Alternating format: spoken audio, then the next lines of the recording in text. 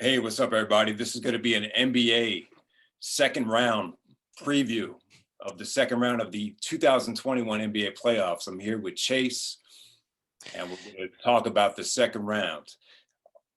Now, you may have noticed that the second round already started, but the problem is that the first round didn't end until today, even though two second round game ones have already happened. Wait, is it two? Is it just Bucks and Nets and It was only one game. Yeah, just two games, the Eastern okay. Conference games. Yeah. Right, yeah. And the second round's kind of tough to do. And I remember going back 10 years already. It's like, yeah, it's tough because you got game sevens and game ones happening on the same day. You kind of have to wait until everything comes to a close. But yeah, man, we're gonna start right to it. You know what? Let's get to the Nets and the Bucks. Game one is already in the wraps. We have James Harden going down with the hamstring injury. Very frustrating, very shocking to me. But James Harden did come into the season out of shape. Maybe this is everything biting him in the ass. But yeah, Chase, what did you think of kind of a weird game? The Bucks shot terribly. They really caused a lot of turnovers. But yeah, talk about this game one. To me, it was a lot like game one against Miami, where they only hit 4 3-pointers in that game, and they hit 6 3-pointers against Brooklyn, which I don't expect that to continue. That was really the only off thing for them offensively. Drew and Chris Middleton were also really inefficient, but it wasn't really anything Brooklyn was doing defensively wise. But Milwaukee doesn't seem like they have a solid game plan yet against Brooklyn. Like they were prepared. Like game. Yeah, exactly. Like they were prepared extremely well for Miami because they swept them and they completely shut them down. But it looked like they had prepared for the big three. And then once they didn't see it, they didn't quite know what to do. And then lo and behold, that equals Blake Griffin going off, which who saw that coming? Blake made some great hustle plays. You even had that one kid from the G League just really have a great show. And just the ball movement was good for the Nets. And yeah, man, I mean, just the Bucks they didn't shoot well. It seems to me like if they're not causing turnovers, not getting steals, not playing in transition, it just seems like they're a little bit of they're beatable. And I think the DiVincenzo injury really came back to hurt in this game, especially. Yeah, it seems like something was missing.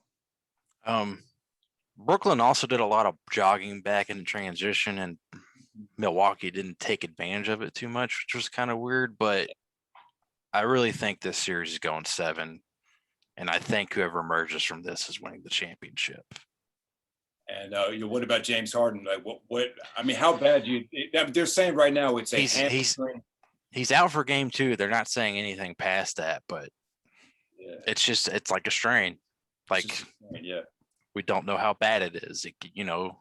It's different grade levels of strains. I'm not a doctor, but when you follow Anthony Davis long enough, you learn about muscle strains and stuff like that.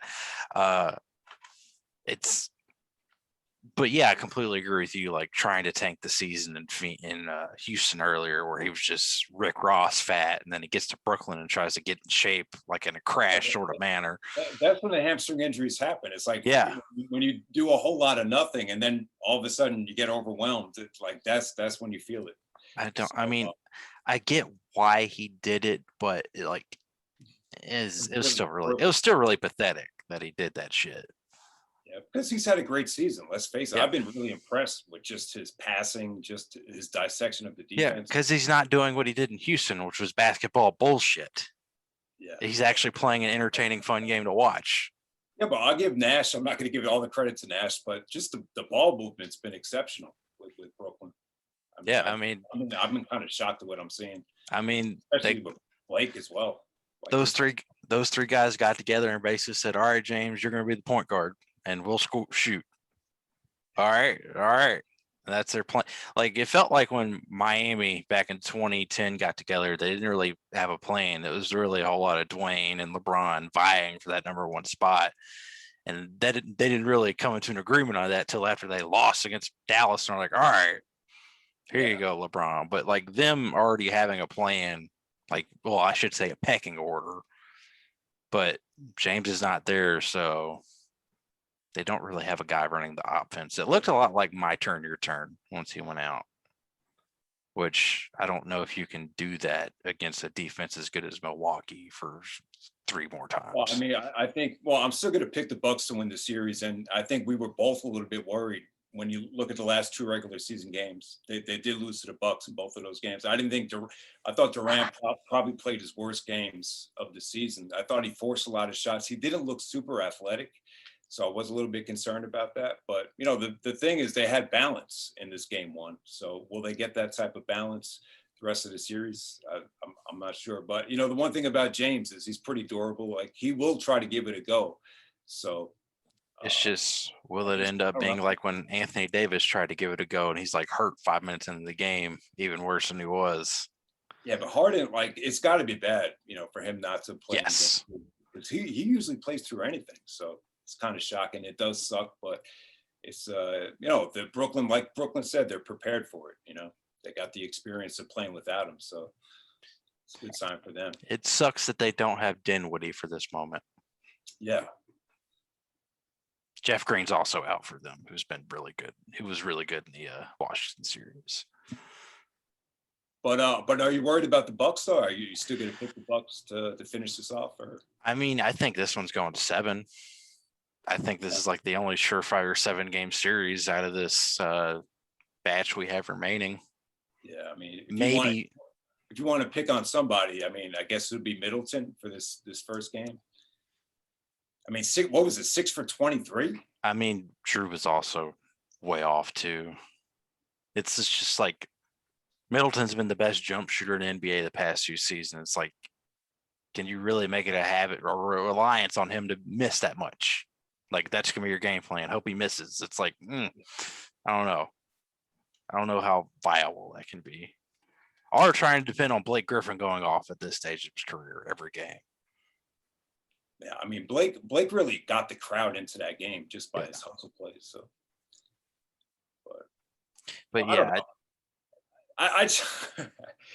you just can't be happy with what you saw with the Bucks. And even though Giannis had a great game, I'm still not comfortable with them in a half-court set. I just feel like if they're not in transition, getting stops like Drew Holiday when getting steals against Miami, being ambidextrous finishing, like I just think they could look kind of average. So I'm a little bit worried, but I'm still going to pick the Bucks and win this series. Yeah, I am as well. Even though like Brooklyn's like to me, the most interesting about this series is like it's clearly the best defense in the East in these playoffs. I'm not going to say it, and then the best offense in this playoffs against each other. So it's like the constant battle: who's going to win? Last game was offense, but that's because whatever. But yeah, it's like. To me, in the half court, maybe Drew's got to take over more and make Giannis more of a screen and roller guy. Yeah.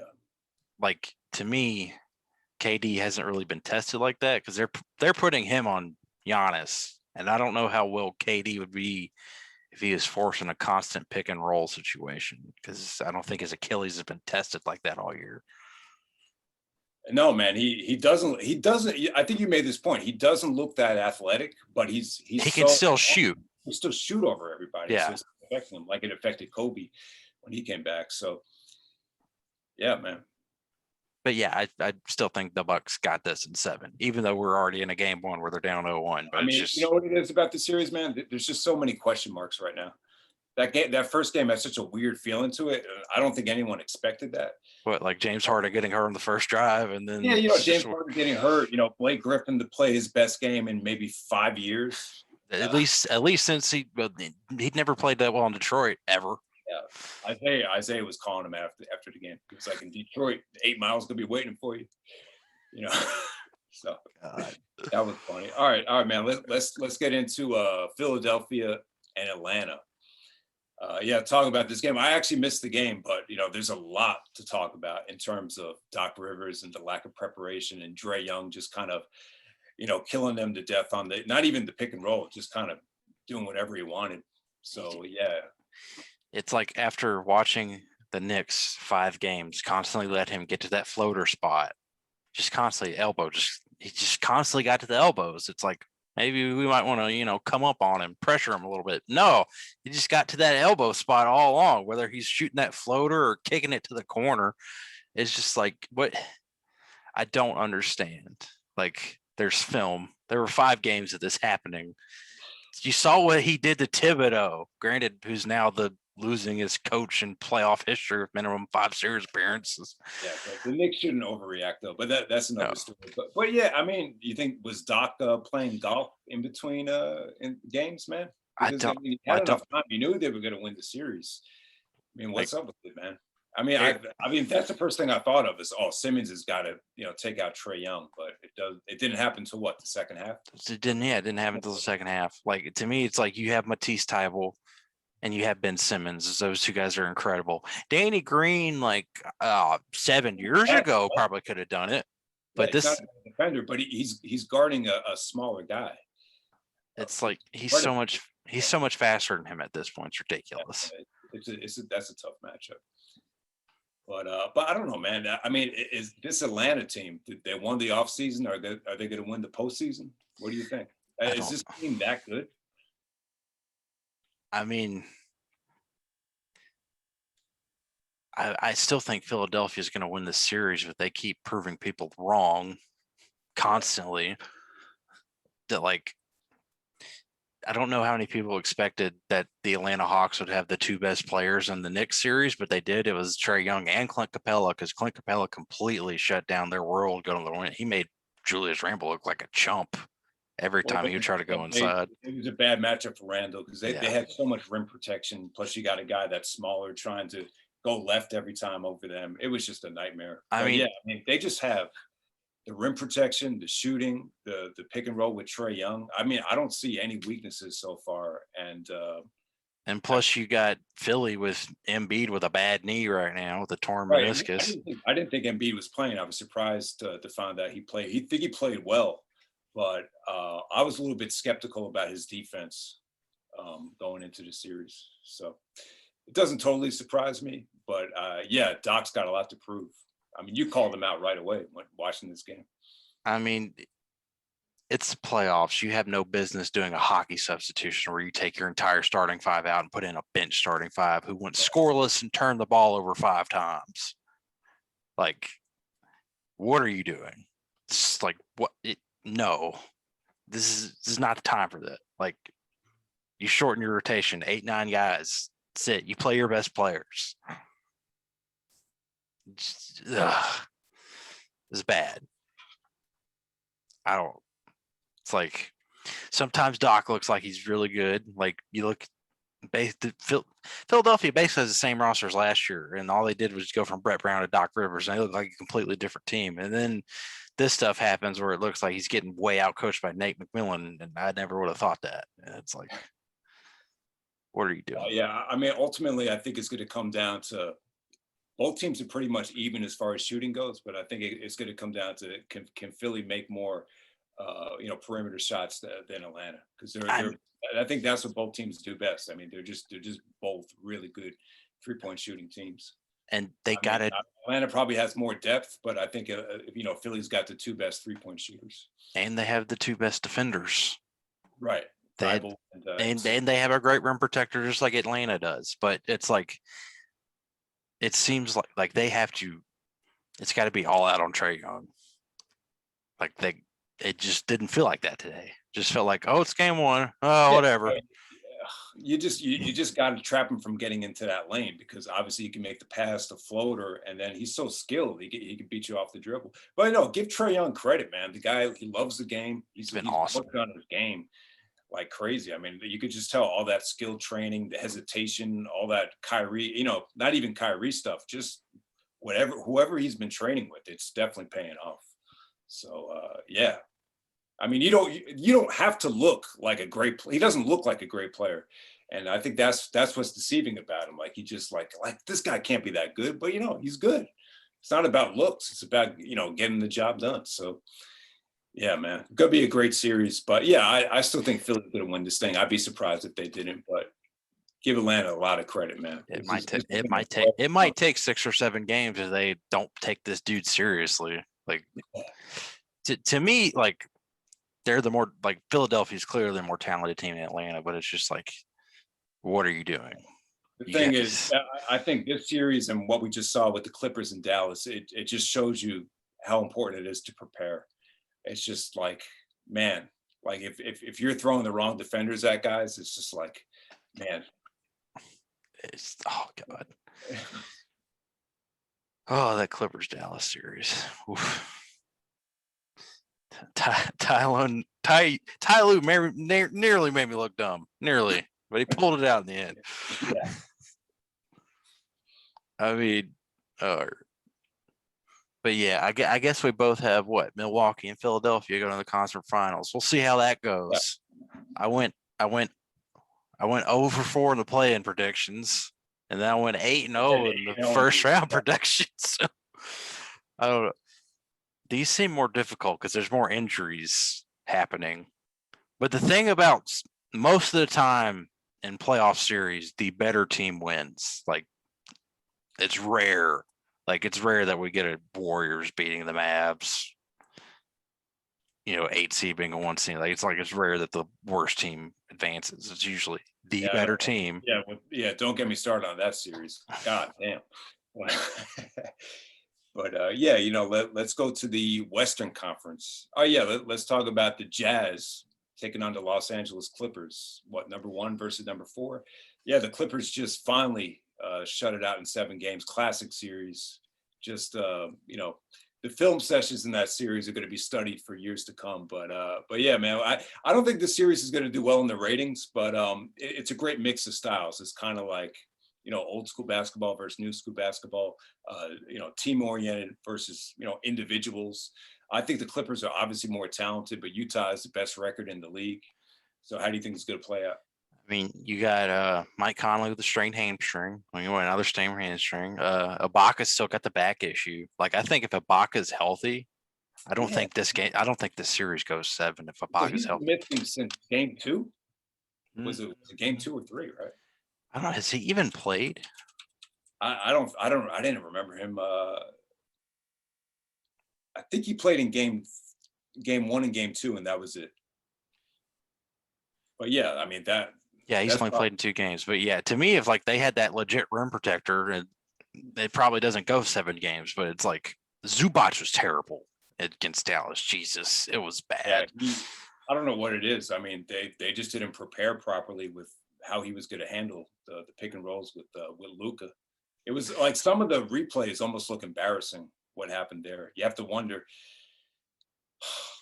Let me ask you this: how's that Rudy Gobert matchup with Zubac going to work? You think they'll play Zubac, or you think they'll go small, try to get him out of the, take him away from the basket to open up the lane? I mean, that's already the book on Rudy Gobert. You get away with the basket, you're free to go.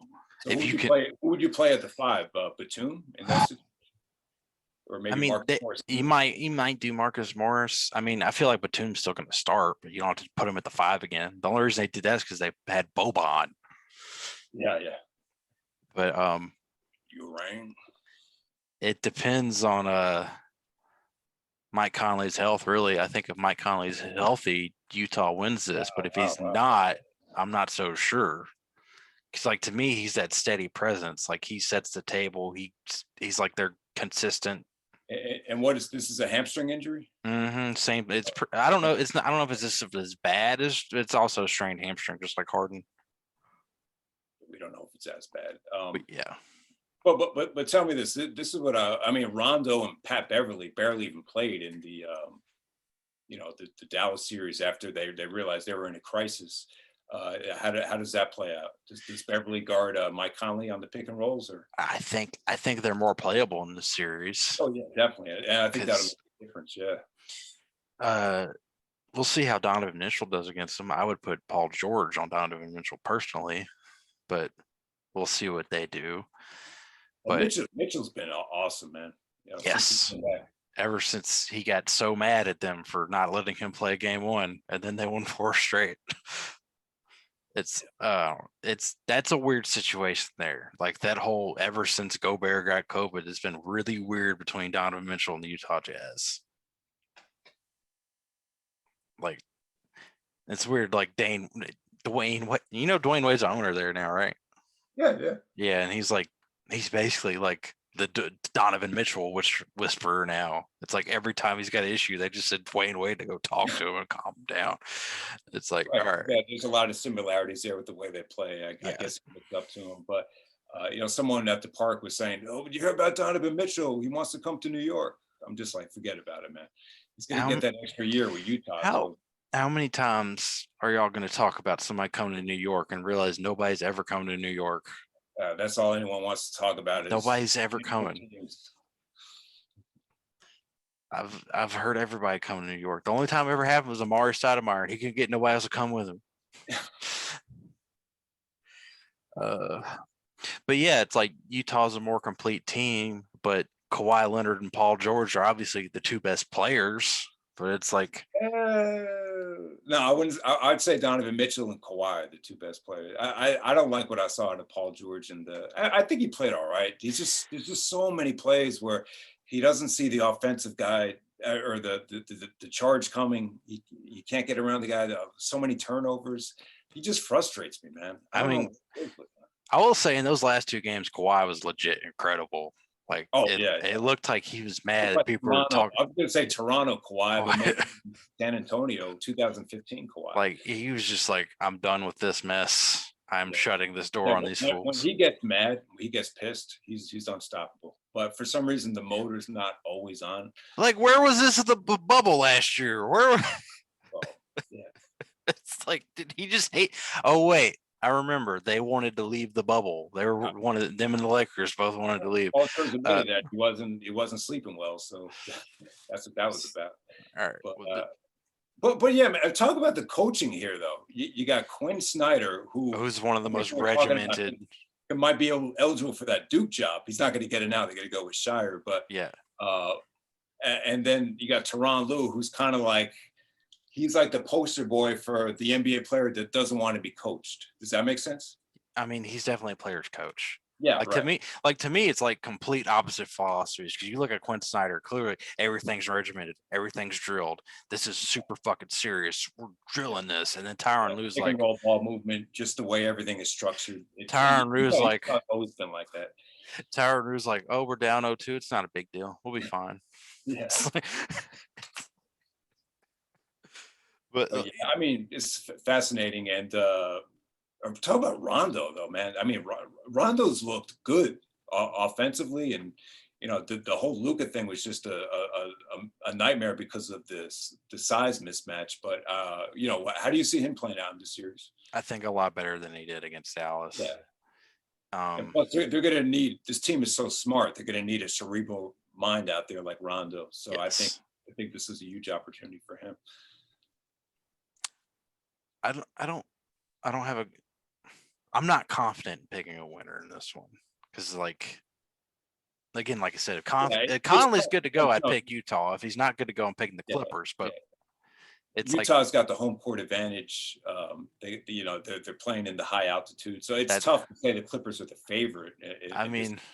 That's not really mattered in these playoffs. Road teams are 21-22 these playoffs, so it's like Utah and Denver. I would say those are the two places where it does matter. But yeah, I mean, I think the Clippers have more talent. Kawhi's. We've seen him beat better teams than this Utah team, in my opinion. So yeah, I'm going to roll with the Clippers. I don't know how many games, either 6 or 7, but yeah, I'll roll with the Clippers. So you got Jazz in 7. I would have Jazz. I don't see I'm okay. I may be completely wrong here, but I don't see any sweeps or gentlemen's sweeps happening this round. Like all these teams look like. There's no way. Yeah, I think every series is going at least 6. Yes, but yeah, I think I would go Jazz in 7. All right, before we move away from the series, who's the weak link on the Jazz? You would say, just overall. I mean, you know what I'm going to say. I mean, even though he won 6th Man of the Year, would you say it's Clarkson? Oh, you're.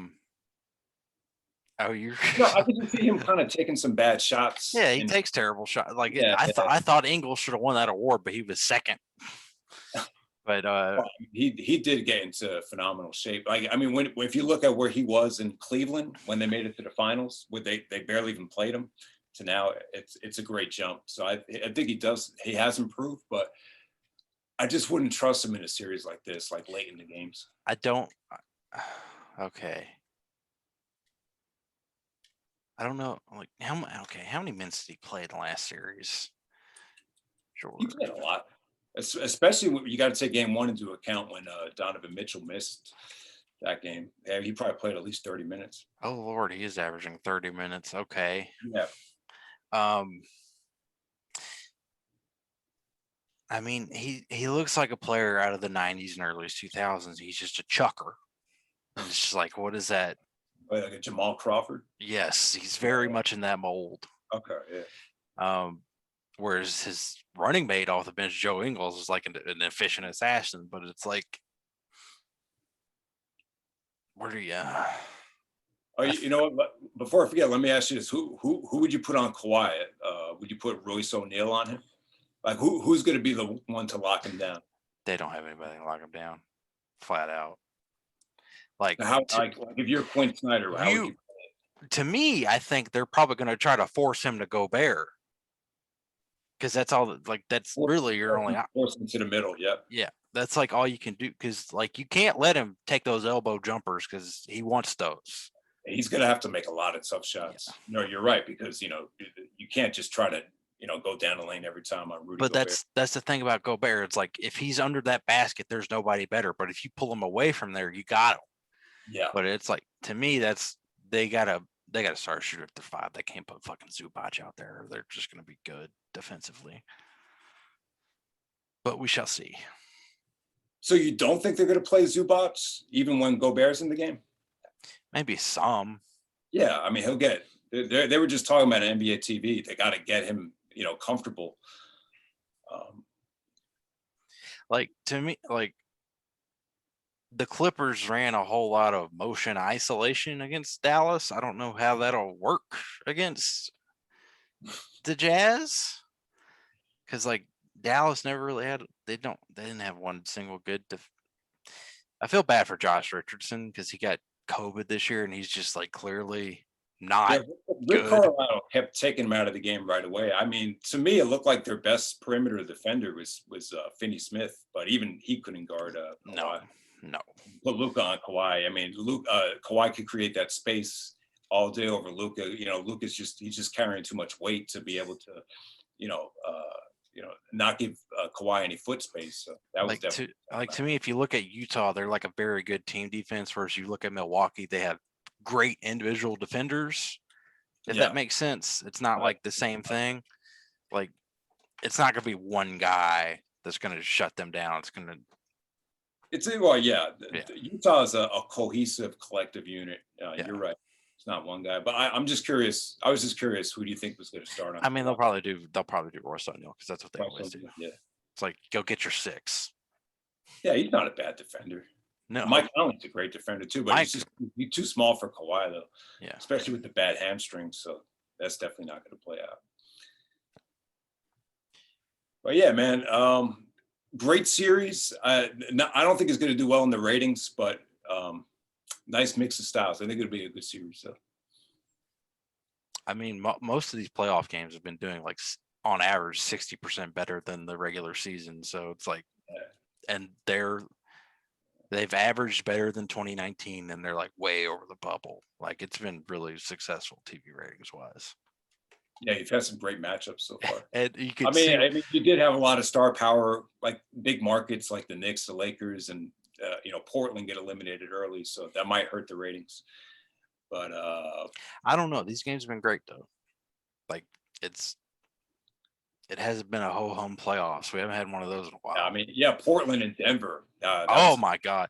To me, that was the Dragon Gate 6-man of basketball series. It was just bang, bang, bang, bang, bang, bang, bang, bang. No defense whatsoever. But I wish that game was on by itself so I could have focused on the whole game. I mean, that's how good it was. Like that game 5 in Denver was like, I feel like that was the one that went double overtime.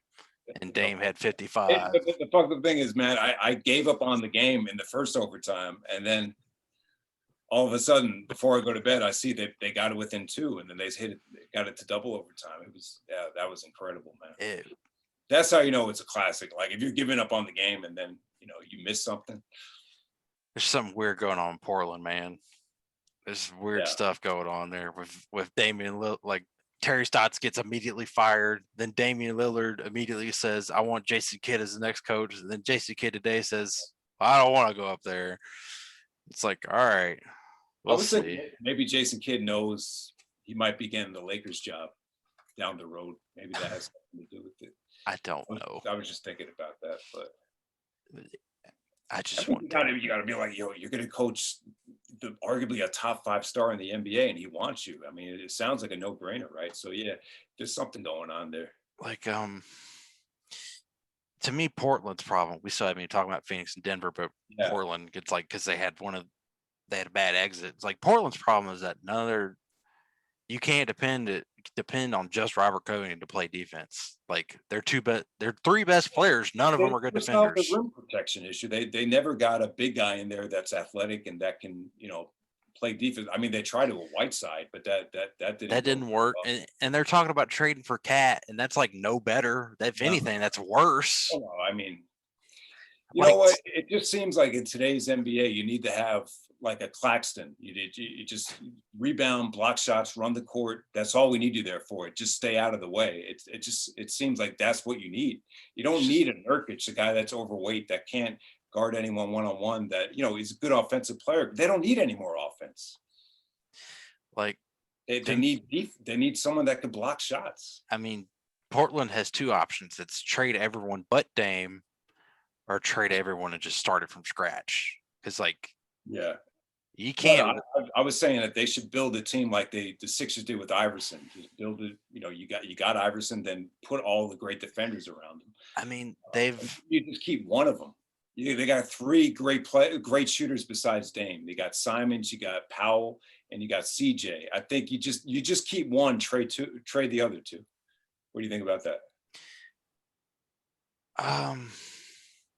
Simons, you could really get some pieces for him. He could play with Rick Pitino. I really think I mean, how long have we seen this Dame CJ backcourt? How long has CJ been in the league? Yeah, it just doesn't work because you got 2 smaller guys that can score, but like you were saying, they just can't play defense. Yeah, they've been together 8 years, and they're every single year that Terry Stotts was there, they were top 10 offense and a bottom 10 defense. And I mean, if it just changed the coach isn't going to fix that. You got to change the majority of this roster, and it's like. And Chase, I almost agree. I mean, I do agree with you. When you look at the team from 2 years ago, they really missed Rodney Hood and Evan Turner. Like even those 2 guys. Evan Turner's an assistant coach now. Yeah, but it just seemed like that team it was just better defensively. I mean, they got to the conference finals. I mean, it almost seemed like there was too much firepower on this Portland team. I'm not in game 5 because freaking David Litter was hitting everything on the planet, and then everybody else goes 1 for 19. You have all those perimeter guards, even Simons too, and then you throw Carmelo in there. It's just like, do you really need all that firepower? I mean, where was the effort to bring in any type of defensive?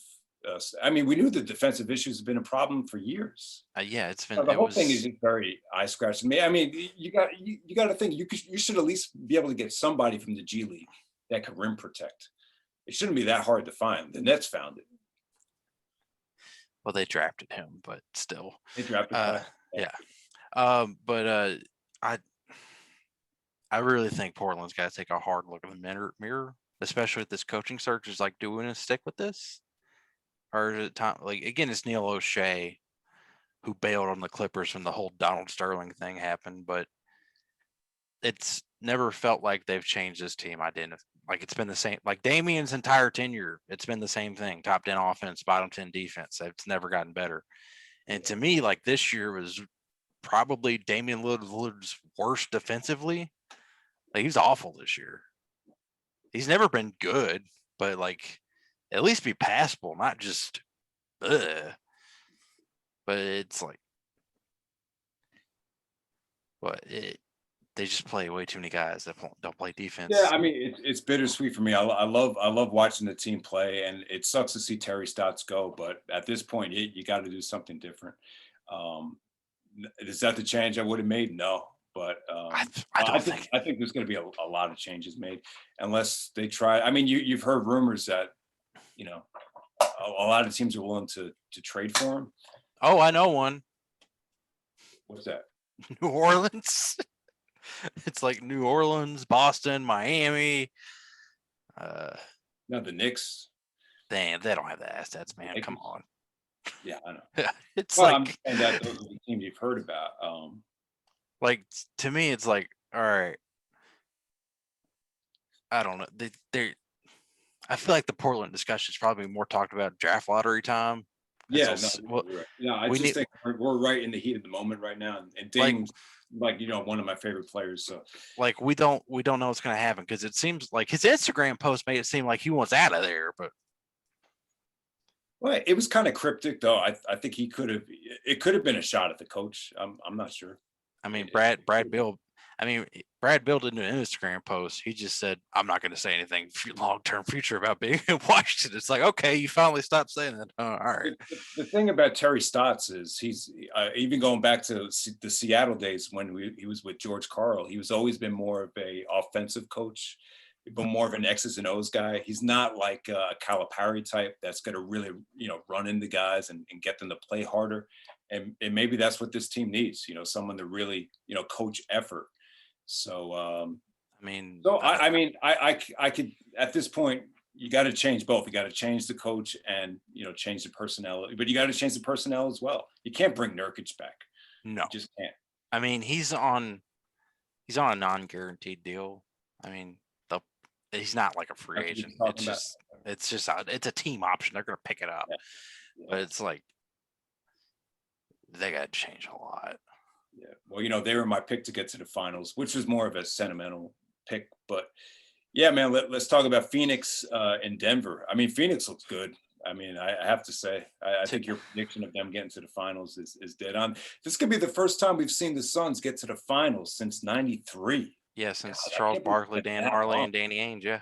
My favorite NBA finals ever. So I love to see Phoenix back in the finals, especially I love to see Chris Paul and Monty get the championship. And I'm really impressed with the supporting cast. I mean, we talked about them a little bit, but God, DeAndre Ayton, did you expect him to play this good in the playoffs so far? I mean, I think He's the best big man in that Lakers series. yeah. Like Oh, he played Drummond off the floor. He didn't even play Game 6. Like it was people gave Phoenix fluff because of how good Luka is, but he's clearly as great Luka is offensively. He's as great. He's that good defensively. Like he's incredible. Now Sacramento, you give him plenty of gruff for drafting Marvin Bagley over Luka. That was really dumb, but it's like Aiton's held up his end of the park. yeah, that might be a Duke situation right there. But to me, if Chris Paul, and they still haven't said what the injury is, but I'm pretty sure it's a torn labrum because just the way he can't really dribble or shoot from long distance. Like to me, if the good thing is he looked like it got stronger as the series progressed, then I think he had a setback. But yeah, to me, if that doesn't happen, they beat the Lakers in 5. no, I agree. Yeah. But like now, Denver is coming in this series completely undermanned. Their 3 best guards are out still, and they still beat Portland that way. But it's like, yeah, I mean the what I noticed about Denver going back a couple years, like they had all these secret weapons. I want to say Beasley and Morris, like 2 guys that you never heard anything about that are just really friggin' skilled. I think they traded Beasley a couple years ago. I think he got in trouble for whatever, so they don't have him. But Monte Morris, man, God, awesome. how good was he in the what was it game 6? Game 6, yeah, they basically Game 5 and 6, yeah. They basically finished out Portland with a Monte Morris, Nikola Jokic pick and roll. And do you finally see why I think Nikola Jokic is the MVP yet or not? I never disagree with you. Okay. I was just saying that I just think it'd be more interesting to talk about other candidates than just Jokic. I just thought it was more wide open than you thought. That's all it was. No, I thought that series completely slammed the door on that whole topic being wide open because it's just like the way that Oh, yeah, I mean they're trying to guard him with Robert Covington straight up. It was just embarrassing. But I don't know. I didn't see game 1, but apparently in game 1 they played Jokic straight up and then they blew him out. So I don't know what the hell happened there, but they made like 18 threes or whatever. Like to me, I don't think Phoenix has anybody can like Aiton's not, again, Aiton's a lot like Gobert. You can't really get him out from the basket. He's Well, I not too think he's good, more but athletic yeah, than he's more athletic than Zubats and guys like that. So I I, and if you watch some of the highlights, his perimeter defense has gotten a lot better. He's yes, actually able to switch on the guards in challenge threes. So but I wouldn't be that worried about Aiton. I mean, but Jokic is a completely different animal, though.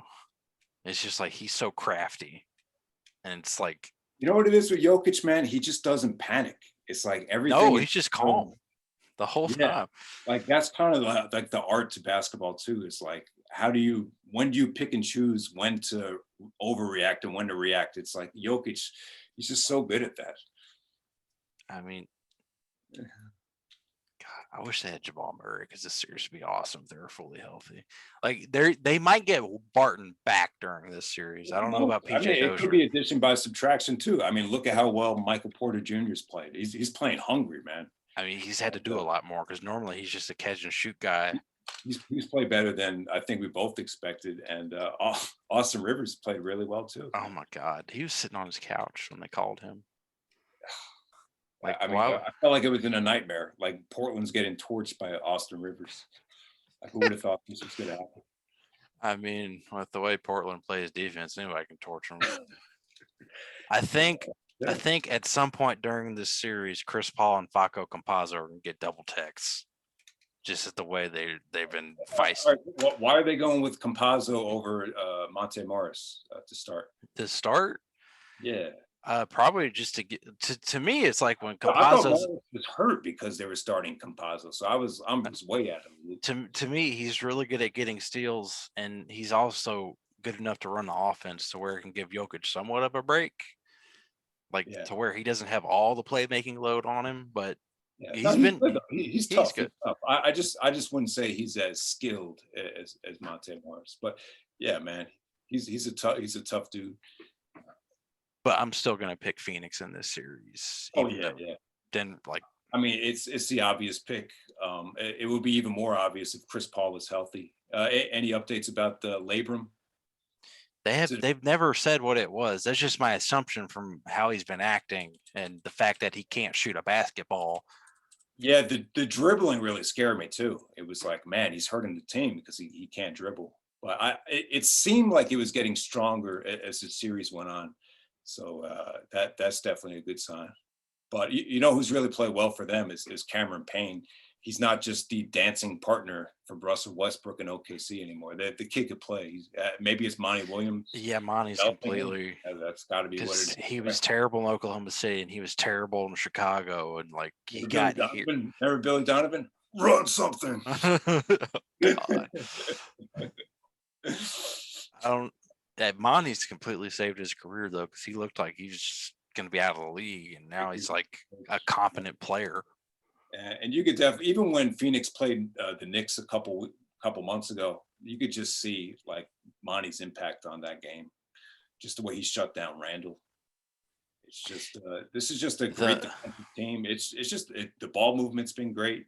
The one thing I really, I know it's a shame Chris Paul is hurt again. This is really the chance for them to take the championship. You could definitely, yeah, man. I think you could argue that the Suns are the best team in the rest of the playoffs right now if they were healthy. I mean, there's like Brooklyn's not completely healthy, Milwaukee's not, but like who's actually completely healthy in these playoffs? It's No, you're right. Yeah. I'm trying to think. It's not Denver. It's not the Clippers. Because they're missing Ibaka. Yeah. Dude, there's no team in the playoffs right now that's completely healthy. I just realized that. Because like Atlanta's missing like 4 or 5 guys. Well, it's got to be. I mean, it's got to be Atlanta because, you know, if Cam Reddish and Chris Dunn were both healthy, they wouldn't. DeAndre Hunter's not playing too. Oh, what happened? I don't know what happened with him. It's just he's out played today. Last series, though. Yes, he did. Now he's hurt. I didn't even know he was hurt. Yeah. But you know what? They don't even need him because they have so much friggin' rim protection anyway. Yeah. John Collins with his friggin' HGH too. It's like it's not even fair. I'm sorry, bro. Bring that up. I still don't get why they didn't extend him. Like, why are you going to let John Collins get to restricted free agency? I know you can still match anything, but it's weird. Like he's been He's really scary. good. Did you see that dunk at the end of the game? Whoa. Yeah. Man. That was like an exclamation point. I forgot what I was gonna say about Phoenix. Oh my bad. Yeah. Oh, okay. I remember now. Okay. The thing that disappointed me about Monty is like the reason he got fired in New Orleans is that when he went up 30 on Golden State in New Orleans, game 3 in 2015, he started running prevent offense, which, you just dribble the ball for 14 seconds at the top of the key. And it's like, oh crap, I've run off all this clock. Let me get a bad shot up. He did that game 6 against the Lakers. They started doing that and they almost came back. I mean, they lost by 13, but they got it down to 10. And you were up 30 at some points. And it's just like, to me, it's like he still doesn't have the viciousness needed to like completely dominate a playoff series as a coach. All right, so you're talking about game 6 when the Lakers I'm talking about like anytime, like I've watched a lot of mine. So you're saying he gives up a lot of leads.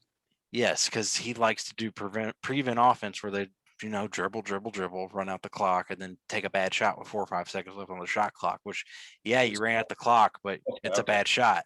Like, you know what I'm talking about? Yeah. Right. Like, he did that game 5 and game 6. And it's just like, come on, dude. You had this to back. Just stop them. Just keep doing what you're doing. Like, I've never understood the thing with NBA coaches when they get big leagues and they're like, all right, we can play differently now. It's like, why don't you just keep doing what got you this? Just keep doing it. And it's that's what, if you've been listening to the commentary, that's what Van Gundy's been trying to preach. Don't just waste time wasting out the shot. Yeah, you get bad shots. Yeah, exactly. So I don't know, but Monty a lot better than me. You've seen so much of him. Like to me, I thought he would have learned his lesson because that's pretty much like what lost him that Golden State series, which got him fired. And then I wanted to ask you about that series because I think the Bucks and Nets, it's very similar to that series where you got Drew Holiday going up against Kevin Durant. How would you compare those two series? What do you mean? Because they New Orleans, I know this might be kind of tough to. Okay, so New Orleans, they swept Portland, right? That was the year they swept. That Alvin Gentry was the coach then. I'm talking about 2015 round one. Made the 3 in the corner to win the series. Steph, yeah. Yeah. Okay, you're talking about the. I'm talking about when Monty was coaching. Can I compare it to 2018 when they had Drew Holiday? Well, yeah, because they swept Portland, but then they lost to Golden State in 5. I was going to ask you, how would you compare that Pelican team to this Buck team? Because you had Drew Holiday and Anthony Davis, and they only were able to take Golden State 5 games. You could argue that Golden State and the Nets, because of Durant, it's almost a similar matchup. Would you agree with that? I don't agree because I think the Bucks team is better than the Pelicans, and that the Nets team is worse than the Warriors. Yeah, I knew you were going to say that. Because the Pelicans didn't have a third, which the Bucks do. And, well, the Nets would be like the Warriors if Harden's healthy, but Harden's not healthy. You have to play Draymond and KD. All healthy at the time. So it's a bad comparison. But, I just thought, the Drew Holiday, Kevin Durant thing, I thought that might be a good way to kind of compare, playoffs. I mean, he's probably been on Kyrie. Giannis will be on KD. But yes, Alvin Gentry was putting Drew Holiday. He would basically have him switch between Steph Curry and Kevin Durant. And I don't know how that man didn't collapse. But yeah.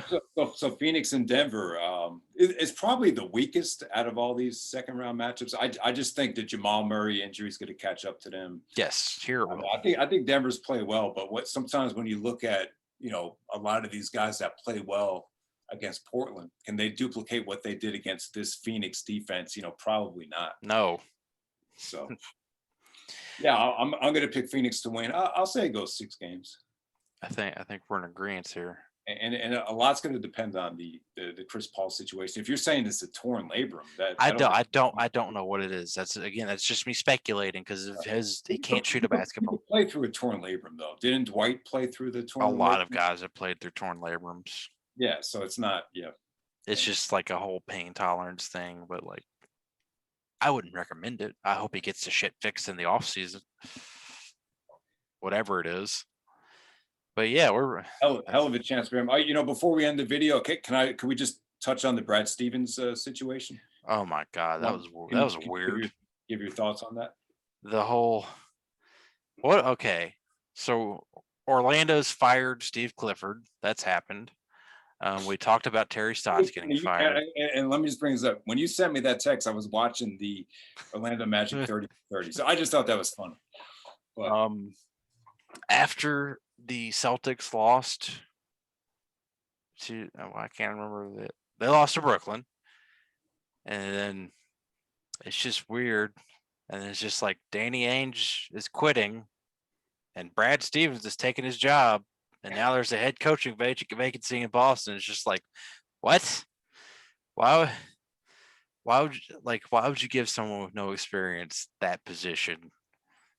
And it's like, well, I mean, when I watched the press conference, it made sense from the perspective of Brad doesn't want to be taking orders from someone he doesn't know. So it kind of makes sense where he knows the team better than anybody right now in terms of what they need to do to improve. okay. I can understand it from that standpoint. Okay, all right, but coaching and team building are completely different things. Like last decade, we saw the coach slash GM experiment not work anywhere. Doc had that role in LA and it was a disaster. Tibbs had that role in Minnesota and it was a disaster. They made clear that the owners didn't want anyone to take on those two roles. I know that's why Brad Stevens is like, but to me, it's just like he's got zero experience doing this. I know he's going to have a lot of people around him, like in the scouting department, but he's still the final say. And it's like, you're going to judge stuff based on how they played against you and not on like a big vision reality term. Yeah, like, I mean, there's a lot of people that like you remember when Stan Van Gundy gave Jody Meeks $20 million and everybody was like, what the are you doing? And it's like, oh God, what did and Chase, I think a lot of it has to do with just his demeanor, who he is, what he did in college basketball. And the other thing is, I don't think a lot of people, we were talking about this at the park, he's not an NBA coach. Like the way the Celtics play, like that's not really his style. Tatum going one-on-one, Tatum and Brown forcing shots over defense. That's really not him. He's a guy that preaches ball movement and poise and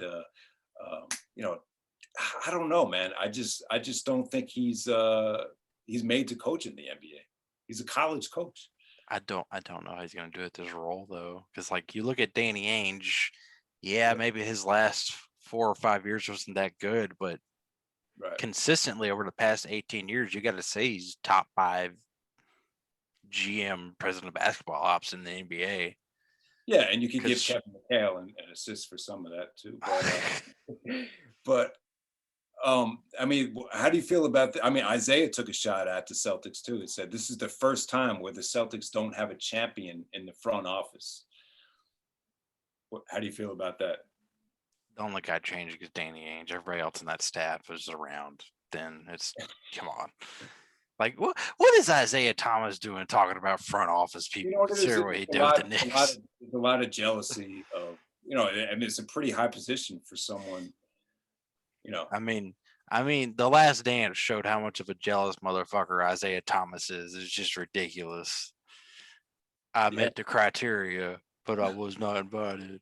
It's like, dude, it was Magic Johnson and John Stockton. They're both better than you. Get over it. Okay? Get over it. All right? It's like, well, you have beef with practically half the team. So got a lot to do too.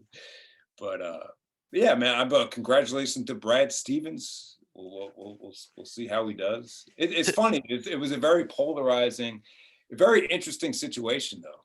I mean, I kept on. I was thinking about it like the whole day. So I don't know how to feel about it, though. He talks about. I just think it makes sense from the perspective of Stevens' ego is so big. You just can't see him taking orders from anyone but Danny Ainge at this point, and I think that's what it came down to. I mean, we'll see. He's literally never done this job before. We got like I don't know how he's gonna do. Nobody knows how he's gonna do. But it's just like college recruiting and running an NBA team completely different. It's like NBA head coaching and running. There have been guys who've transitioned successfully. Pat Riley, probably the biggest example. You look at oh God, I can't remember his name. Phil Jackson's terrible at it. Well, I mean, I wouldn't count. I mean, that was just Magic Johnson, fucking terrible at it. Well, you know what the thing is, man? It's a full-time job. I mean, the Phil and Magic examples are two guys that really didn't want to put in the work. It's like, and Brad Stevens in that press conference sounded like he wanted to spend time with his family. And this is like a 24/7, 365 job. I think that had a lot to do with it. You heard a lot of, maybe he's burned out from the bubble. Then you heard Danny Ainge might be interested in the Utah job. So you heard conflicting reports from both ways. But the bottom line is Brad Stevens, what's he going to do with the Celtics? Like, is he going to try to move Kemba? I mean, there's going to be guys in that team that he's going to try to get rid of. So it's I think he was upset that they let Gordon Hayward walk. I mean, obviously, the $120 million. That's why that happened. But still, yeah, because they were going to. Brad's guy. I thought he was going to be a Celtic as long as Brad was there. So that kind of shocked me. I mean, they let him go. But but can they trade Kemba though? That's the question. You can trade in the contract. Like, to me, it's like you look at what are the teams obviously taking right now? Oklahoma City and Orlando. You'd probably look at them. Detroit. Well, I don't know. Detroit's actually trying to tank. They just sucked. But to me, another thing I wanted to hit on was the Lakers, because it's time for reflection now, which is like, you remember trade deadline day, and that they had a trade set up with Orlando that Orlando agreed to, that was Kyle Lowry for Dennis Schroeder and Taylor Horton Tucker, and the Lakers said no because they didn't want to trade away Taylor Horton Tucker. How does that look right now, Robin? That they decided that Taylor. You know why that is, right? Why? Isn't he a Rich Paul guy? To me, it's like, you had the opportunity to get Kyle Lowry, which would have been big for them in these playoffs, and you decided that Taylor Horton Tucker was a way bigger asset than getting Kyle Lowry. It's just, that team's a mess. I mean, that's a problem when you're top heavy. Yeah, but we also made the mistake of overreacting with their offseason too, which was I think the team from last year a lot. To me, if they're healthy, it's fine. If those top two guys are healthy, it's fine. But if those two top guys aren't healthy, and you're depending on these role players to carry more weight than they're capable of, the good news is this: these aren't career-threatening injuries. A high ankle sprain.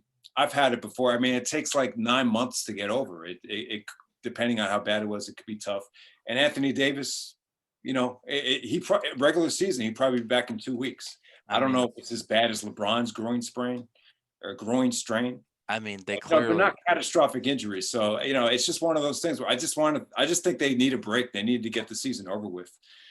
But I know I was kind of surprised by LeBron's lack of enthusiasm to kind of. He had no fire.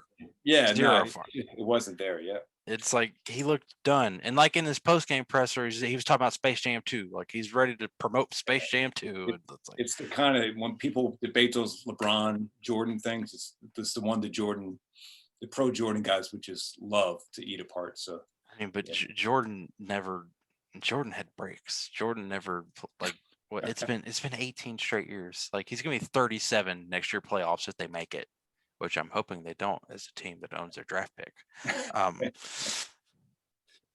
But yeah, man, I'm not worried about them. What do you think about Jason Kidd and Frank Vogel? I mean, do you think Jason Kidd wants that job? I don't know what Jason. Because after if Dame went to bat for Jason Kidd, would this elevate his stock? I mean, you got to wonder that. That's what happened to Steve Kerr. I mean, Jackson came out for him, so that thing can happen in the NBA. What jobs are available? I don't think he'd want the Orlando job. He might want the Boston job. But if he doesn't want the Portland job, that just means to me something is up. He Yeah, knows. to me, it's like, does Dame not want to be there? Do they not want to keep Dame? Are they going to trade Dame or something? I'd love if they trade Dame. What do you think of this? Anthony Davis for Damian Lillard. What do you think of that? I don't think they'd take that. What team? The Portland. Lakers? Portland. They're probably going to want a younger guy. They'd want Anthony Davis is younger though. They were in the same draft class. Yeah, but Anthony Davis is 3 years younger. Remember, Dame went to Weber State 4 years. So, but I'm just saying. I'm saying they would want someone like Brandon Ingram, if the they number know one they can't pick. get out of the first round with Dame and they have a chance to get Anthony Davis, I think they do it. I don't like. But you know, I've talked to my brother about this. He thinks it makes the Lakers worse though, because it'll make the Lakers so much worse defensively. Plus, you're taking the ball out of LeBron's hands. He thinks it's bad for the Lakers. I would say, honestly, I'd like to see it happen. I could see LeBron going for it because that's how LeBron is. He likes like the hot young thing, the hot new thing. I don't think. And Dame is kind of has that spot as the cool guy on the block. To me, the three teams, if Portland's going to entertain Dame offers, there's three teams that could pull it off. That's Miami, Boston, and New Orleans, because they all have the assets to do it. Boston has Jaylen Brown. New Orleans would probably offer Brandon Ingram and all those picks they got on all those trades, because I'm telling you, they would offer all of them for him. And then Miami, the Eric Bledsoe picks, right? Yeah, it's Eric Bledsoe, and they got the Drew Holiday picks and the AD tip picks. They would offer all. They gave him up to get rid of Eric Bledsoe. Yeah. Oh my God. So Pelicans got a shitload of picks. Yes. Miami's always got great assets, and you know and to me, it's like Jalen, like Boston has Jalen. The problem with Boston is they have Kemba Walker, so I don't know how that would work. He either goes with Jalen in the trade or they ship him off somewhere else. Because like the point when you're trading Damian Lillard, you're done. You're tearing it down. You're rebuilding. Like it's time to trade away and start anew. That's what you're doing there. If they do that, but we don't know where they are right now. Well, but the great thing about Portland is they have a lot of firepower that's ready to go right now. Like they offensively, they got a lot of weapons. Like there's no reason to keep all four of them. They got 4 bona fide scorers on that team. Maybe you just keep one. Like to me, CJ's best role is probably the third option on a great team. That's probably his best role. I could even see CJ coming off the bench. But yeah, I don't know. We can talk about Portland all day, but we don't know what they're doing. We have no idea. It's really cool. It's really fun to speculate all day. But to me, I would not be shocked if the Lakers like create that max cap space they're capable of and just signing Kyle Lowry out of free agency. And do you know why the Raptors didn't give up Kyle Lowry? I mean, they had the deal done and then the Lakers pulled out. So that was the only time. I mean, I thought they would just get rid of him before the trade deadline, but he must be willing to work a sign and trade with them. Am I right about that? That's possible. I mean, they could do the same. Said, I mean, they could literally do the same trade again. Just sign and trade Schroeder. Yeah, and then sign and trade Lowry. A situation where he just didn't want to go anywhere, so he might have said, I'll give you something in return. Just be patient with me. I mean, we'll see. I mean, we're 2 months from the offseason happening, which is cool. We're getting away from it. But yeah, man. Second round should be a lot of fun. You want to any final thoughts? This is boring. No, not really. But and once again, I think the Knicks shouldn't overreact until you see how good Atlanta is. I remember one year that the Kings were ready to blow it up, and then the Lakers went on and had like an incredible play. I think they lost one game the whole playoffs. Okay. They were talking about Chris Webber leaving the Kings. You will say that, but I think one thing that is absolutely clear is that Julius Randle's not a number one option. I think that's dead accurate. No, I don't think so. And what happened with Derrick Rose in the last game? He got tired. He just got tired. He's old. He's old. Well, his body wasn't used to playing that many minutes day in and day out. That probably. But I wasn't sure. Maybe there was an injury or something. I mean, there's injuries, but they're old. But Yeah, but the key is not to overreact. They still had a successful season. Come on, I mean, home court advantage in the first round of the playoffs. I don't think anybody. I remember we were shitting on them beginning of the year. So I still think it was a mistake to play as hard as they did, especially with Cade Cunningham in the draft. Like, because like again, well, really, is he tanking. really that good? Yes, yes, yes. He's a franchise guy. Absolutely, with a bullet. It's incredible. He's gonna be awesome. Can't wait to watch him play. Yeah, At the pro level. But it ain't gonna be in New York. no, it's probably going to be OKC. Uh, Sam Presti. Oh yeah, I forgot to ask you. Sam Presti. They said Sam Presti was in the mix for the Boston job to be president there was no process there. because is he a Boston guy? He's from Boston. There's no. I mean, that's Brad Well, Stevens. no, Brad it's Stevens. done deal now, but I was just saying that there was actually rumors before Brad took the job that he was going to get it. But I mean, there wasn't a process. It was basically a handshake deal between Ainge saying, "All right, I'm quitting. Okay, I'll take your job." That was it. There was what no about Danny process. Utah? Did you hear anything about that? I have seen that stuff though. Like he might be joining the Utah front office because, like, So this whole thing about him wanting to spend time with his family is just bullshit, or yes, okay. but I mean, there's a new owner in Utah, and they haven't cleaned house because typically when new owners come on, they like fire all the old people and bring in their own people or different people. Right, That Dwayne Wade and the tech. the tech guy, I spam him on Twitter quite frequently. Please give me my name back. And what's the deal with A-Rod in Minnesota? Are they trying to move the Timberwolves or? Oh, dude, that sale's been held up. I told you about that. The minority owners are not letting it go through.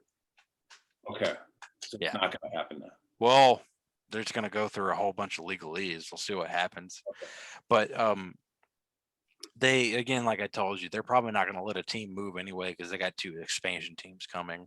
Because that's how they're going to deal with the massive. Okay, basically, if it sticks at 30 teams, the cap would go insane with the new next TV round of TV deals. But if you add in 2 teams, it'll basically stay close to around where it is.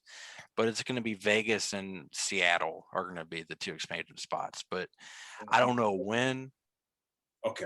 But it'll be around the new TV deal. Will be when that happens. Yeah, I mean, and then I'm now we should have a great franchise. The Vegas has been a hot market for hockey, so it should work.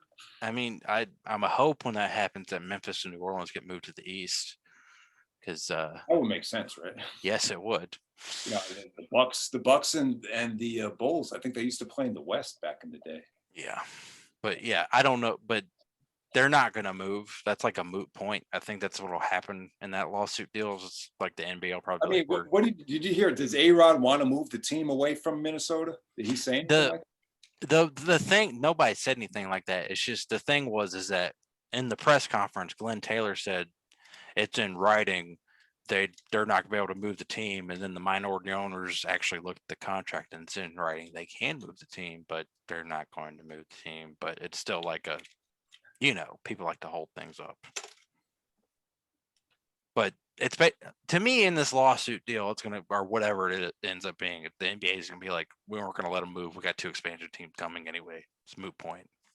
But okay. The bottom line is the expansion stuff is holding up that move. Well, I mean, there's not going to be a move because the expansion stuff. Right. Yeah.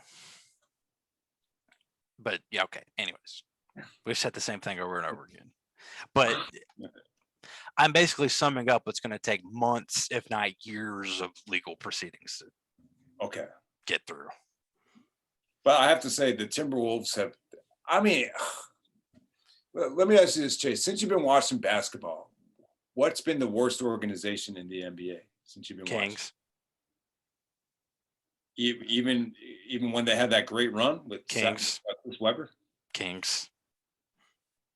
Yeah, that was 20 years ago now, man. Like, yeah. Look at how many draft picks they've missed on. Besides the Aaron Fox, like how many drafts have they messed up? I don't know, man. I'd go with the Timberwolves. That's just me. If you take away Kevin Garnett, I don't think it's even close. And they got Cat. Christian Laettner. I mean, When you think about what Christian Laettner did in college, and then God, compare it to what he did on the Timberwolves, I think that's all you need to know. That's bad. He was not a good pro player. He's a great college player. He's a bad pro player. Had no business being on that dream team, but oh well. He's there. All right, man. So thanks, guys, for watching the second round preview. We were hoping we would have Bigrat310, but it just didn't work out. It's getting really late. So yeah, man, we'll sign off, and we'll meet you at the conference finals, where we'll either be right or we'll either be half right or all wrong. Who knows? We do not. We just like talking basketball. All right. That's all you could do. Peace, y'all. Congrats to Brad Stevens. Congrats. There he is. He just now showed up. What are you doing? What are you doing? You don't even have a camera, Richard Cambo. No, it's not on. Oh shit! Hold on. It's not on. Yeah, we just finished. Hey. All right. Do you want to talk about Miami now? Because we didn't actually talk about Miami. Yeah, sure. Thought I'd stop by for like however many time I had and go on with it. Yeah, Miami. Miami imploded pretty bad. They have problems in the locker room outside of like the X's and O's thing. I think that was pretty evident that the beating was as bad as it was, and there's been rumblings about that for a long time. And that thing with Bam, I mean, that's nothing new. Us Miami fans have seen that all year. Him like not attack the basket, trying to prepare for a DHO, like not really be aggressive forward, kind of like being more worried about facilitating everyone else. It wasn't a surprise to us. It was kind of interesting that became like a national talking point to something we see like twice or three times a week. So yeah, I mean, it's a flaw. I'm not sure that he can be the second best offensive weapon on a championship team, because you can't put Bam with a bench unit and have him carry the bench unit like you can even with guys like Tobias Harris, even like can do that to a level that Bam can't. So their bubble run was propagated because Goran was their best or second best offensive player. And with him, Tyler Hero being a lot better in the bubble than he has been this year. Yeah, so they need something else, because Goran's not going to get better as he gets older. And Tyler, the bubble environment was really unique. I don't know if he could sustain that over a full season. He was terrible in that series. I mean, the whole team was, but he in particular was just brutal. So they need to do something. I don't think they can just answer the solution on the roster. Like, I mean, do you feel like they kind of acted like they won the championship going into the season? Because it almost kind of felt like that to me. Because they overachieved so much in the bubble. They definitely, the speculation was that they didn't really care that they were facing Milwaukee. To them, that wasn't like that big of a deal, when like it should have been, because Milwaukee is a lot better than they were last year. But and they were pretty confident. And Miami chose to face them like they had a point to prove. Yes. And it was evident when they made that point. And Giannis is like, we're not going to play with our food anymore. Yeah, I do agree, Sanders, to a degree. They definitely bought into their own hype a little bit. I mean, even when they made the playoffs, like they were congratulating Spoelstra on making the playoffs after starting the season so terrible. And he and Jimmy were like, "Oh, come on, this means nothing. Like we're above that. Like their goals were to like win multiple playoff rounds that they thought was like just expected of them."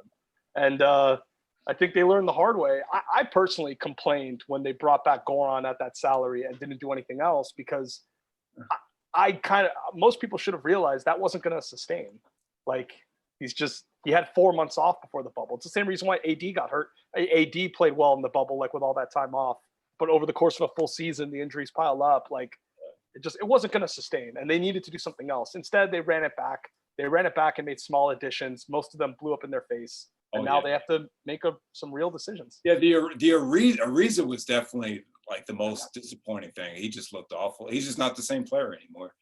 And they kind of missed Jay Crowder, right? Yes, Jay Crowder. Like, I felt like there was something missing. I was like, this is the same team, but it still feels like there's someone missing. It was probably Jay Crowder. It was Jay Crowder. Tyler, obviously being a lot worse, was also part of it. He regressed. The whole team regressed, but Tyler more than anybody. I would agree with that. In fact, what they were hoping for was Kendrick Nunn this year had a really good regular season. Like he shot really well. He was defending a little better. He was passing the ball better. The hope was that Kendrick could supplant what they were missing with Goran and Tyler. But then Kendrick played really bad in that game too when they got blown out in Milwaukee. He played so bad that Spo benched him in games 3 and 4, only gave him minimal minutes in game 3, and then Goran and Tyler couldn't pick up the magic that game 3 in Miami. They both, once they put Goran in the starting lineup, Goran started playing worse because he's now facing Drew Holiday more often.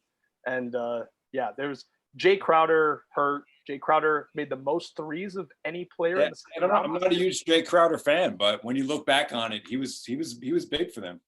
Yeah, Trevor was better than that in the regular season.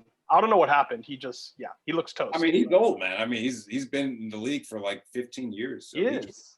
He was looking better, is all I'm saying. And then he obviously in that series he was a mess. But with Kendrick Nunn, like it seemed, I think what hurt his confidence was the success Miami had without him in the bubble. Yeah. Didn't he get hurt in the bubble? And then he had COVID. He had COVID and he showed up to the bubble late. Yeah. And then kind of like with we see this with Jason Tatum and with Dennis Schroeder, like he kind of took a little bit to athletically recover from that. And then that put him behind the 8 ball. And then the team was doing so well without him. But they might not have made the playoffs without him this year. They needed him. Like putting him in the starting lineup is what turned around the season. It wasn't Jimmy Butler coming back. It was when they started Kendrick finally. And that's kind of what helped turn their season around. But then in the playoffs, he was a mess, just like everyone else. So to me, a thing I've noticed is that in this entire time, y'all have been. Is my mic muted? No. Oh, okay. Shit. All right. Well, the entire time I've been talking about Miami, y'all haven't even mentioned the guy y'all extended when you traded for him, and Andre Iguodala. Yeah, it might be like the biggest shell of himself. Yeah, that was a disaster as well. I actually thought he was overrated in the bubble. I thought in the finals in particular, he was a disaster. Like that was the whole reason for getting him, that he can guard LeBron, he can guard Kawhi, he can be that wing stopper for them. In the finals, he was horrible. And yeah, he's very, very old. Trevor, like people are laughing at Trevor. Think about it. Trevor was playing ahead of Andre for a reason. Like that's how bad Iggy was looking during the regular season. So yeah, that was a huge mistake, and he won't be here next year. I think he's going to retire or maybe go to Golden State on a minimum deal. I think it's one of those two options. Well, who's never retiring. Who? Udonis Haslem. Come on. Oh, fuck. You forgot. Should have got that. Yes. What? Like that's the most baffling thing to me, that he's just like going to take a roster spot and say, I don't want an assistant coach, even though he's taking the league minimum just to basically be an assistant coach and waste a roster spot. Yeah. And so Sanders, like why, like the Udonis problem is like, why would he walk away? This dumbass team sentimentally is going to give him $2.6 million every year to do nothing. Like business wise, like he's a businessman. Like he's not going to make that money doing anything else. Like why would he leave?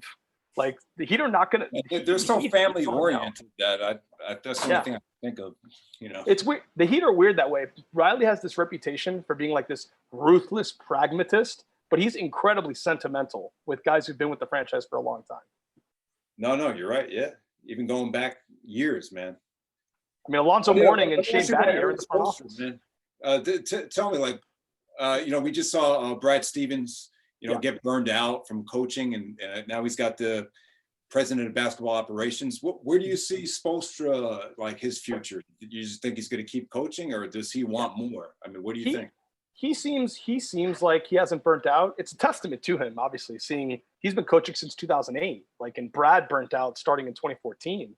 And he seems like he's still up with it. He's still fit with it. I think the last 2 years have been a lot of fun for him. I think that bubble run for him in particular was great. I think he really showed how special he can be in that bubble. Like he just constantly outcoached some really good coaches in the first 3 rounds. Got Nate McMillan fired. And like he's still an elite coach. I don't think he's going to want to be in the front office anytime soon. He did have his second child. And so maybe like balancing that might be kind of tough on him. And he lost a few assistant coaches last year, which some people think led to some problems with the team. But I don't think he's ready to walk away. Like not within the next 3 years, I don't think. Dan Craig went to the Clippers. Who else left? Well, a year prior, Juwan Howard. Oh left yeah, to Juwan Michigan. Howard went to Michigan. Yeah, Yes. Juwan's actually up for the Portland job. Portland job. Yeah, there you go. Yeah, and then during the Big Three era, his main assistant coach for like 7 years, even before the Big Three era, was Fizdale, who then left to Memphis and then left to New York. So like now he's dealing with. They should probably bring him back. Yeah. Yeah, that's the rumor, because now it's just him, Chris Quinn, and a bunch of newer coaches like Karan Butler. Like this was like Ron Butler, one of his first years as a coach. Oh yeah, he got that 10 count on Giannis by screaming at the ref. Yes. That's so dumb.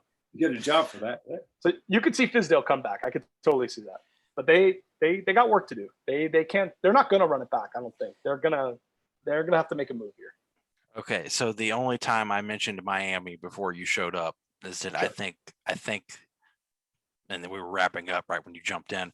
The only reason the only thing I mentioned Miami about is like I feel that Miami's one of 3 teams that has a legit shot at Damian Lillard if they want to trade for him, and the other 2 are obviously Boston, New Orleans.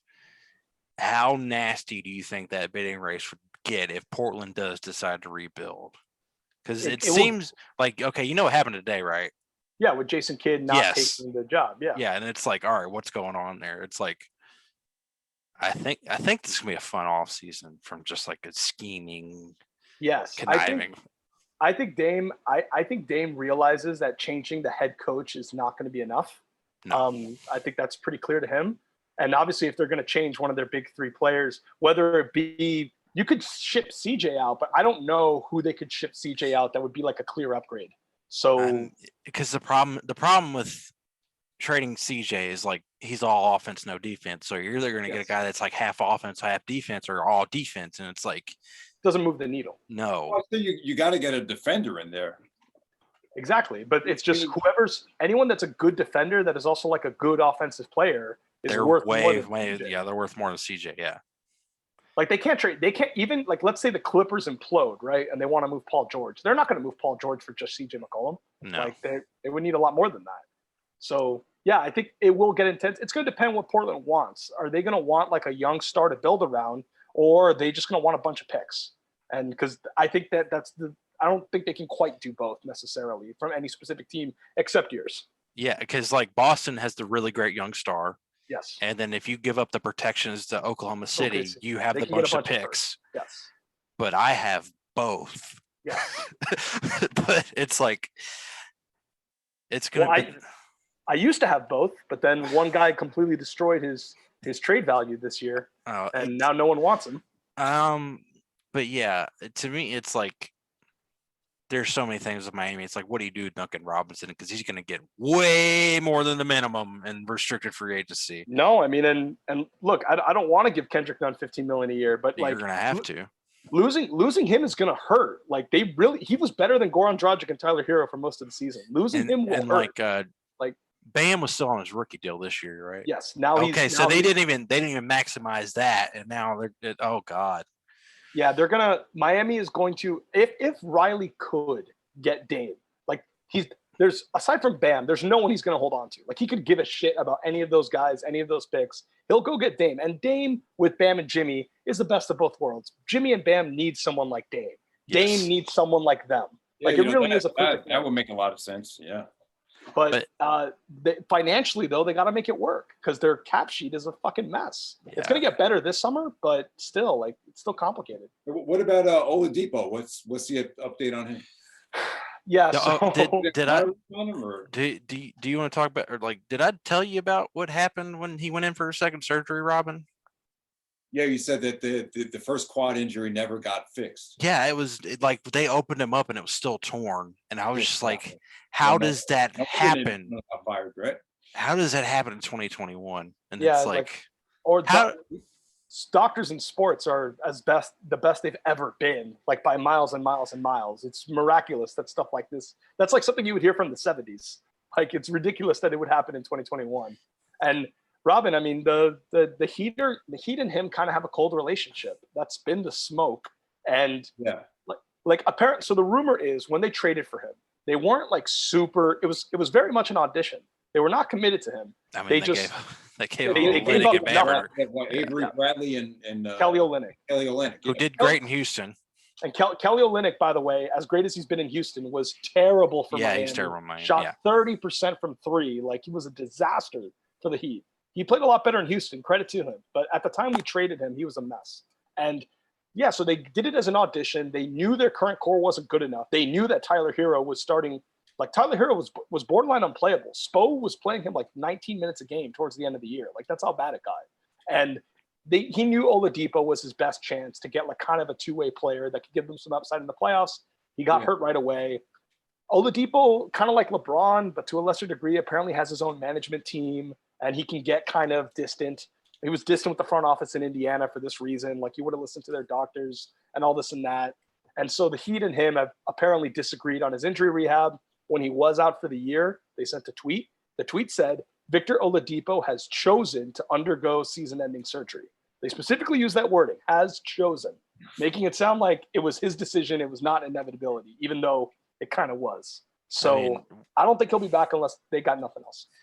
To me, it's like, how long is he going to be out? Because it's like, how much damage did he do trying to play on that thing, not realizing that it's just like, how, like, again, I don't know anything about physical therapy, but it's like, how do you not notice? The good news is if he could somehow get this back to normal, maybe he'll be okay though. This explains why he's looked terrible. Yes, it has. But how long could it be like DeMarcus Cousins though? Now, granted, Cousins never fully recovered. He never fully recovered from any injury. He kept trying to come back too soon, and he would hurt himself in some other way. At what point do you just get viewed league-wide as damaged goods and can only get minimum contracts? I mean, I don't see him getting better than minimum. It's a tough injury to come back from. We've even seen guys in other forms of entertainment that have never been the same after this injury. Look at Vince McMahon's booking since he tore both his quads. You could see if the Heat lose Kendrick Nunn, they don't get Dame, and Goran is convinced to go to Dallas with his boy Luka. Like, you could see them giving Oladipo another chance just because the free agent market class is so bad, and they just might have to. Oh, man, it really seemed like that was the answer to the Nets, though, bringing in Oladipo. Yeah. But he looked awful in Houston. So this whole thing with the doctor, I mean, it explains everything to me. So yeah, it's gonna be tough. We'll see what happens to them. It's gonna be a fun offseason though. But Big Red, do you have any thoughts on the second round coming up here? I won't. I know you guys already did your whole thing. I mean, I got any thoughts too, man? You can throw out your picks. I got some. Okay, I get that part's quick. Nets in 7. And I had that before game 1. I'm not overreacting to game 1. I think the Bucks are probably going to win game 2. I think most people seem to think that they will. Nets, just, I don't know. They seem like they're too talented to lose this early. What do you think about the James Harden injury, though? I mean, that's certainly significant. It's just that Brooklyn. I mean, if Blake Griffin, if Blake Griffin is going to make those shots that Bam Adebayo wasn't making, even though they're coming from further out, I know that they're not coming from right in the paint. If Blake Griffin is going to make those shots, it's going to put Milwaukee in a situation where they're going to have to consider taking Brook off the floor to go to their all-switch lineup with Giannis at the 5, which maybe that will help them defensively. But Brook has been a really good player for them the last 2 rounds. I know everyone kind of wants to play him off. He's been playing more inside and on that baseline. He's not just shooting threes anymore. So you're right about that. Yeah, so I think that could, and also in general, that drop. I mean, Kyrie is going to do what we thought Kendrick Nunn could do, of just you dribble right into the middle of the paint and just take a quick little pull-up, right there from the elbow. If you do that over and over and over and over and over again, that's going to cause problems for Milwaukee. I think Milwaukee's defense is legit. I think they're going to make this a series. I just think long-term, even without Harden, the Nets offense is still going to be the best offense in the playoffs or close to it. It certainly was based on game 1. So we'll see. When you compare it to the Miami series, Miami couldn't make any shots. Exactly. This is kind of the total opposite. So yeah, it's going to be an adjustment for them. But Milwaukee's at their best when they're, causing turnovers. Drew Holiday stealing the ball. They got to get more steals, more turnovers. I think that's the key one in the game 2 for them. But overall, you like the Nets in 7. Just too much firepower. I think the ball movement's been great. Look so far in this playoffs for them. They're looking good. I'm cool with them in 7. Then Philly, I would have in 6. Okay. I actually you did see think the Atlanta. game? Did you see the highlights? I did. I saw the whole thing, and Oh, okay. yeah, Trey caused them a lot of problems. They were putting Danny Green on him. I don't think they'll keep doing that the rest of the series. I saw a stat that Philly outscored them 46 of the 48 minutes by a lot. The 2 minutes that Doc put the all bench lineup in, when Nate had the all bench lineup in for Atlanta, Atlanta's bench destroyed Philly's bench. And so if they don't do that lineup again, I think it's easy to fix. And in general, Philly's really dominant in that arena. The fact that they almost won today shows that. Like, no, they are. They have a great home record for years. So I was going to ask you guys. I didn't see I only saw the highlights. But when Doc went to the bench, who were some of the guys he put in? Dwight, Maxey, Shake Milton, Korkmaz.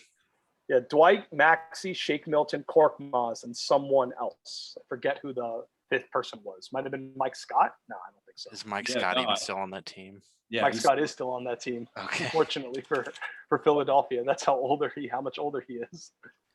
Yeah, they have someone else here. I'm looking it up right now. It was he didn't play today. Oh, George Hill and Tybal. Yeah, but Tybal closed. Tybal played a lot. But yeah, George Hill. Tybal might need to start just so they can stick him on Trey. Yeah. If they don't want to tire Ben out with that way. Yeah, but someone made the point that you can't play Tybal and Simmons at the same time because they can't shoot. Not enough shooting. Yeah. Well, you would need Seth Curry on the floor also. I think there's no other way to make it work. Yeah, you'd have to have at least Seth or Danny Green in it at the same time.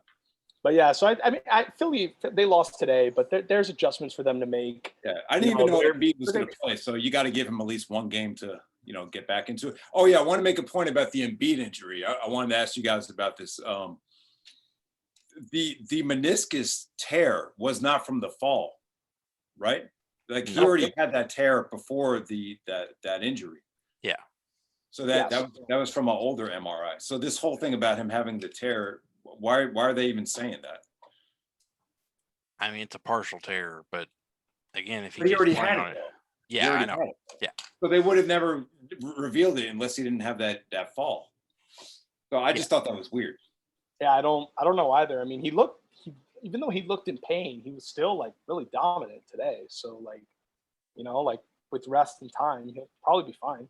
Good enough at least for the playoffs. It seemed to me like they just wanted to rest him for the rest of that series. But I don't know. I don't know. I thought maybe you guys had an update on that. No, nothing unique. But then is fine, and then I got Phoenix and Clippers. I'm guessing that's what, or no, maybe one of you two didn't have that. Yeah, I had the Clippers. I think Chase had the Jazz. We both have Phoenix. We just think Denver's just missing too many. It's just asking a lot for those guys to play that well. I think that defense. Yeah, I think Denver can win, but I think they can't get away with starting. I just don't know how long can you get away with starting Campazzo and Austin Rivers. Yeah. We were both talking about Montemori's a more talented player, but Campazzo. He was awesome in that first round. He was damn good. He's a hidden gem, man. But I think both those series will go long. Nothing too specific. Nuggets have too many injuries. It's not basketball related. Maybe you guys talked about this. I think the Clippers going through that adversity and overcoming it was pretty impressive. What Kawhi did in Game 6 reminded me a lot of Game 6 LeBron against Boston, even though that performance was better. I mean, Kawhi numbers-wise, statistically, it was very similar, but obviously LeBron was better. He pulled 45 points, right? Yeah. So I can see the similarities. But so I think the Clippers, I do kind of believe in the notion of you got to fail before you succeed. The experiment with the Nets is, are they just too talented that it doesn't matter? But I do kind of buy into that a little bit. And so I think the Clippers going through everything they went through last year and this year, I just think it's their kind of time to move forward. I mean, both teams shoot a lot of threes. All it takes is one team to just go cold for a few games and it's over. But should be fun. Really excited for the second round. Yep. All right. Well, if you want to wrap it up again, Robin, since we're halfway through wrapping it up and the heat jumped in. No, but so you say, it seems to me like you've become more of a basketball fan over the last couple of years. Yeah, I would say I don't know, probably since 2016, 2017. I mean, I've always been a Heat fan. You've always been a Heat fan, yeah. Yeah, but you and Chase, you guys have been doing videos back to the LeBron Wade days, right? I Yeah, mean, yeah. There's I did them videos with on you my too, man. there's videos on my channel of us talking like back in 2013, and I was a Yeah. fan back then of the Heat. But back then, I was kind of just a fan of the Heat. Now I'm more so like a fan of the whole league. So that's why I think it's different. And also, instead of watching like 20 Heat games a year like I was doing back then, now I watch like 65. So it's different. Nice, man. They had an incredible run to the finals. Both teams got eliminated in the first round, but we talked about this earlier on in the year. It'd be The like injury, winning yeah. 2 championships in 1 year. It's never been done before, so I'll give both teams a pass. So, Yeah, but it was fun. yeah, guys. All right, man. Thanks for joining us, and hope you guys enjoyed the video. If anyone made it this long, but all right. All right.